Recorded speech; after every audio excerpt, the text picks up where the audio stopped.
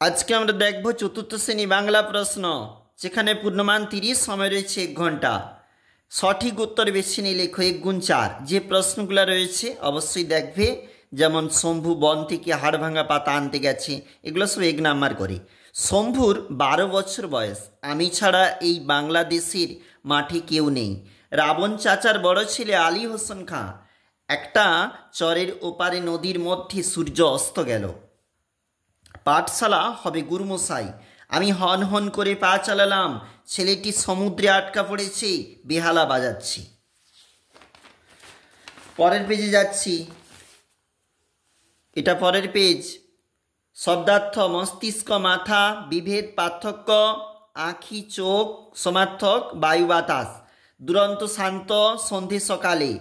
নিচের বাক্য দুটির কর্ম খুঁজে লেখো।